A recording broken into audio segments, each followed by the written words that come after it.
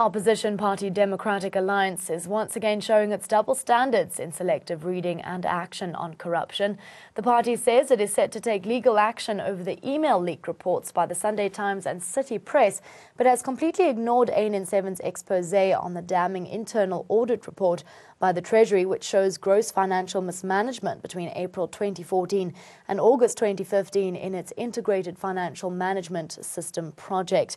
In fact, not just the DA, other biased thinkers of clean governance and transparency, such as the Helen Suzman Foundation, Freedom Under Law, the Save SA Foundation, and even the EFF, COPE and UDM have been silent on the ANN7 expose of the National Treasury.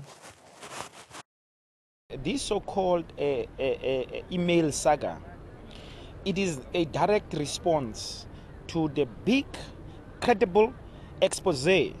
Our people need to understand that the expose that Pravin Gordhan is corrupt come from an audit of the department itself. It is not some email with no name. It is not some manufactured lies. It is come from an audit report from the department itself. There is solid evidence. These publications, City Press, Sunday Times, have not said a word about this. They have ENCA, owned also by White Capital, by Johan Rupert, have not said a word about this expose, this evidence-based corruption in Treasury under Pravin Gordhan. Why is it? This is despite the fact that the facts in the ANN7 Treasury expose scandal are far more authentic than in the email report stories filed by mainstream media. For starters, the reports in the email story rely on leaked emails and assumptions of impropriety. But in the ANN7 Treasury expose, there is no assumption. Treasury's own internal audit report is quite definitive about financial misconduct at the Treasury.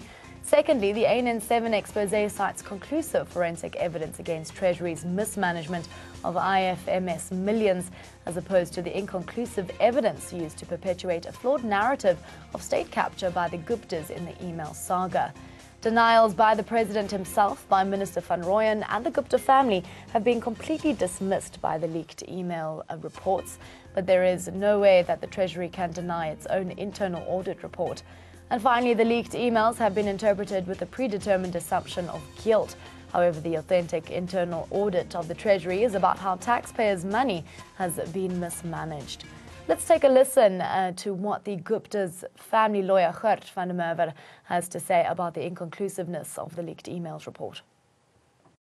What would be reasonable is for these newsrooms to furnish us with these documents, for us to go through the documents and at least under those circumstances comment. But it's impossible to comment blindfolded and in all likelihood documents that are not even authentic or obtained lawfully. Let's assume for a moment these emails exist. In what context were they written? To whom were they written? By whom? You can't just assume that it's a plot. I mean, that's completely reckless to do that.